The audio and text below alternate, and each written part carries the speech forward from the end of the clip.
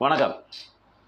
அ என்னது இந்த ஊழல் பணத்தை வந்து மக்களுக்கு பகிர்ந்தளிப்பதற்காக மோடி ஒரு புதிய திட்டம் அப்படின்னு முத நாள் சாயங்காலம் பத்திரிகையில வந்துச்சுங்க. ஆனா மறுநாள் காலையில எந்த பத்திரிகையில வரல. மாலை இதழ்களில் வந்தது.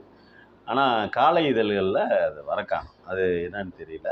பாவம் அவரு ஊழல் பணத்தை மக்களுக்கு அளிப்பதற்கு மோடி புதிய திட்டம் அப்படின்னு சொல்லிட்டு போட்டிருந்தாங்க.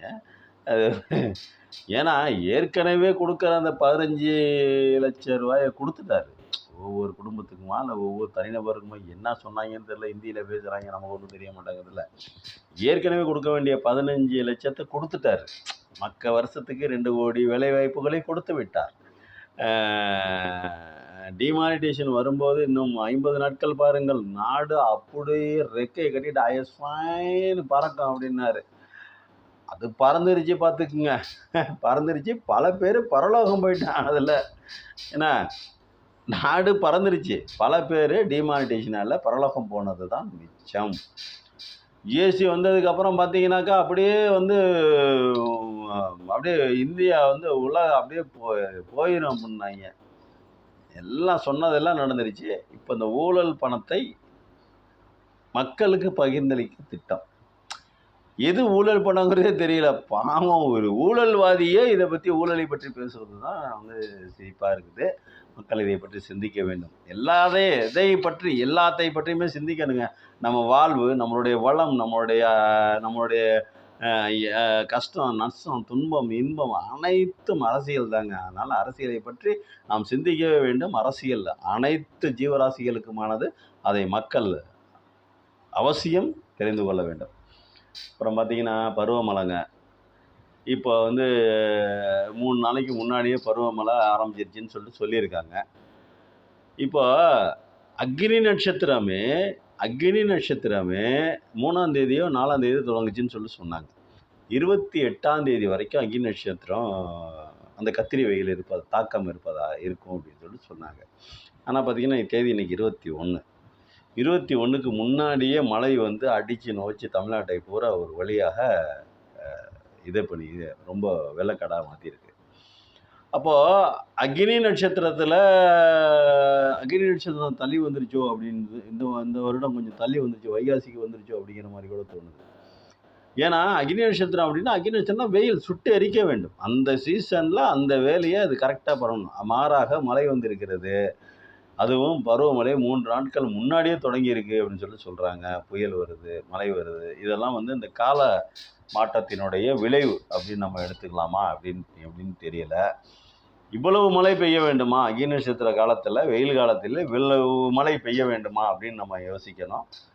அது பெய்கிறதுனால நன்மையா தீமையா அப்படின்னு நாடு சிந்திக்கணும். இந்த நாடு அந்த மாதிரிலாம் சிந்திக்கிற தலைவன் இல்லை. என்னடா இவ்வளோ மழை வருது, இப்போ இந்த சீசனில் அக்னி நட்சத்திர வெயில் இல்லை, முன்னேழு ரைட்டு, பின்னாடி வர 15 நாட்களும், முன்னாடி ஒரு 7 நாட்களும், பின்னாடி ஒரு 7 நாட்களும், 15 நாட்கள் தான் கணக்கு சொல்லுவாங்க. இவங்க என்னமோ 3ஆம் தேதியிலேருந்து 28ஆம் தேதி வரைக்கும் கணக்கு சொல்லியிருக்காங்க. இது என்ன கணக்குன்னு தெரில. அந்த 28ஆம் தேதி அந்த முன்னேழு பின்னேழுன்னு சொல்லுவாங்க. அதுதான் அந்த கிராமப்புறங்களில் வழக்கம். அதெல்லாம் அதிகபட்சமான வெயில் அடிக்க வேண்டும்.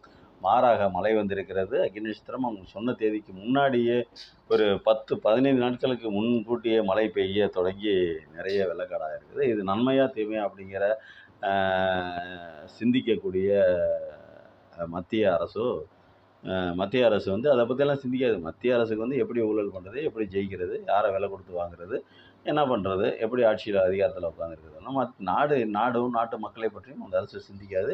அவர்களும் விட நாட்டு மக்களும் நாசமாகி போகட்டும், நாங்கள் எங்களுடைய கட்சிக்காரங்க, எங்களுடைய உச்சிக்குடிப்பிக்காரங்க மட்டும் நல்லா இருந்தால் போதும் அப்படிங்கிறது தான் அவங்களுடைய ஒரே ஒரு கான்செப்ட். அது ஒரு பக்கத்துக்கிட்டோம். இப்போ பருவமழை இப்போ ஏற்கனவே போன வருஷம் அடித்து அது வடகிழக்கு பருவமழைங்க. அது வடகிழக்கு பருவமழை தான். எப்பயுமே நம்ம ஊருக்கு வடகிழக்கு தமிழ்நாட்டுக்கு வடகிழக்கு பருவமழையினால தான் அழிவுகள் அதிகமாக இருக்கும். தென்மேற்கு பருவமழை அப்படி மேலோட்டமாக பெஞ்சிட்டு போயிடும். 2வது தமிழ்நாட்டுக்கு தென்மேற்கு பருவமழை மலைமறைவு பிரதேசத்தில் இருக்கிறோம் நம்ம.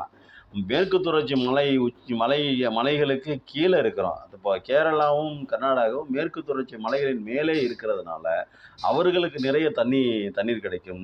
அவர்களுக்கு நிறைய மழை நீர் கிடைக்கும், மழை கிடைக்கும். ஆனால் நமக்கு வந்து தென்மேற்கு பருவமழை கிடைக்காது. காரணம் என்ன பண்ணீங்கன்னா, இந்த மேற்கு தொடர்ச்சி மலைகள் வந்து நமக்கு வர வேண்டிய மழையை தடுத்து அந்த பகுதிக்கே மழையாக கொடுப்பதினால் மேற்கு தொடர்ச்சி மலை நமக்கு வந்து தென்மேற்கு பருவமழை வந்து நமக்கு வந்து கம்மி. வடகிழக்கு பருவமழை அதிகம். ஆனால் இப்போ பார்த்தீங்கன்னா, இப்போ பெஞ்சிட்டு இருக்கிற மழை பார்த்தீங்கன்னா தென்மேற்கு பருவக்காற்றினால் வரும் மழை பொழிவுது அப்படின்னு சொல்கிறாங்க. பருவமழை ஆரம்பிச்சிச்சு அப்படிங்கிறாங்க. இதுக்கே மதுரையில் இடுப்பளவு தண்ணி நின்றுருக்குது. நேற்றுக்கு ஒரு நாள் மட்டும் திருச்சியில் வந்து பார்த்தீங்கன்னா ஒரு 1.25 மணி நேரம் அப்படியே அணையை திறந்து விட்டால் எப்படி கொட்டுமோ அந்த மாதிரி பொது பொது பொது பொது பொது பொது பொது பொதுன்னு தண்ணி கொட்டுது. அவ்வளவு மழை. 1 மணி நேரம் சரியான ஒரு 1.25 மணி நேரம் சரியான மழை. ஆனால் மழை வந்து கரெக்டாக நிற்கிறதுக்கு 2-3 மணி நேரம் ஆயிடுச்சு. அது வரைக்கும் சொட்டுன்னு மழை பெஞ்சிக்கிட்டே இருந்தது. ஆரம்பமே அதிரடியாக இருக்கிறது. தென்மேற்கு பருவமழையினுடைய ஆரம்பமே அதிரடியாக இருக்கிறது. இன்னும் தென்மேற்கு பருவமழை முடியணும். அதுக்கப்புறம் வடகிழக்கு பருவமழை ஸ்டார்ட் ஆகணும். அதுக்கப்புறம் அந்த மழையினுடைய தாக்கத்தை தாங்குமா தமிழ்நாடு அப்படிங்கிற மாதிரி ஒரு பயம் நெஞ்சுக்குள்ளே வருது. ஏன்னா போன வருஷம் அந்த தென் மாவட்டங்கள்லாம் எவ்வளோ கஷ்டத்தில் அந்த வட மாவட்டமான சென்னை வந்து வருஷம் அப்படி தான். டிசம்பர் மாதம் வந்தால் தண்ணி வந்துடும். தண்ணியில் மிதக்கும் சென்னை அப்படின்னு சொல்லிட்டு நமக்கு தெரியும். அதனால் அதுக்குள்ளான ஏற்பாடுகள்லாம் பண்ணினாங்க போன வருஷம். தென் மாவட்டங்களில் இவ்வளோ பெரிய பாதிப்பு இருக்கும் அப்படிங்கிறது அவங்களுக்கு தெரியலை. அதனால் வந்து தென் மாவட்டங்களில் இந்த தடவை ரொம்ப பாதுகாப்பு நடவடிக்கை எடுப்பாங்க அப்படின்னு. அதாவது சென்னையை பெஞ்சை விட அதிகபட்சமான மழை தென் மாவட்டங்களில் பெஞ்சிருக்குது. அதற்கான பாதுகாப்பு முன்னெடுப்பு நடவடிக்கைகளை எடுப்பாங்க. ஸ்டாலின் அரசு எடுக்கும் அப்படிங்கிறதுல நமக்கு ஒரு நம்பிக்கை இருக்குது. ஆனாலும் இயற்கையை கட்டுப்படுத்துவதற்கோ இயற்கையினுடைய பாதிப்பிலிருந்து முழுவதுமாக விடுபடுவதற்காகலாம் அரசாங்கத்தால் முடியாது.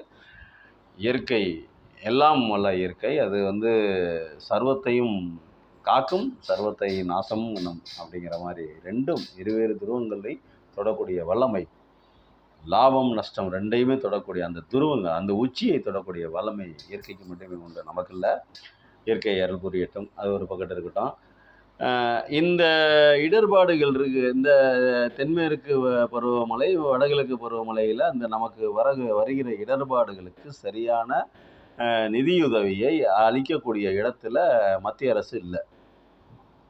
இப்போ அடுத்த மாதம் ஜூன் 4ஆம் தேதி ஆட்சி மாறப்போகுது. ஆட்சி மாறினதுக்கப்புறம் நமக்கான அந்த முழு பணமும் வரும் என்று நாம் நம்புவோம், நம்பிக்கையோடு இருப்போம். நம்ம மக்களுக்கு அந்த வெள்ள நிவாரண நிதி கொடுக்குறதுக்கோ இல்லை அவர்கள் அந்த சேதப்படுத்தப்பட்ட அந்த இடத்துல புனரமைப்பு தானே, ஆமாம், புனரமைப்பு செய்வதற்கு அந்த பணமெல்லாம் நமக்கு தேவைப்படும். அந்த வாழ்வை மீட்டெடுப்பதற்கான முயற்சிகளை காப்பதற்கு அந்த பணம் மத்திய அரசு கொடுக்குற அந்த வளர்ச்சி, அந்த வெள்ள நிவாரண நிதி, பேரிடர் நிவாரண நிதி உதவும் அப்படிங்கிற நம்புகிறோம். ஒருவேளை அரசாங்கம் மாறினால் ஒரு முக்கால்வாசி பணமாவது கிடைக்கும் அப்படிங்கிற நம்பிக்கை இருக்குது. இந்த கேடுகட்ட பிஜேபி ஆட்சி ஒழிந்து காங்கிரஸ் ஆட்சி வந்துச்சுன்னா, இந்தியா கூட்டணி ஆட்சி அமைந்தால் நமக்கு 90% பணம் வந்துவிடும் அப்படிங்கிற நம்பிக்கை இருக்குது. ஒருவேளை அந்த ஆட்சி மாறாமல் இந்த மானகட்ட ஆட்சியை, இந்த மதிகட்ட ஆட்சியை திரும்பவும் ஆட்சியில் அமர்ந்தால் நாம் மக்கள் தன்னெழுச்சியாக போராடி நம்மளுடைய உரிமையை, நமக்கான பணத்தை, நம்மளுடைய மீட்புக்கான பணத்தை நாம் வாங்குவோம் என்று நம்பிக்கையோடு சொல்லி விடைபெறுகிறேன். நன்றி, வணக்கம். இன்னொரு வீடியோவில் சந்திப்போம்.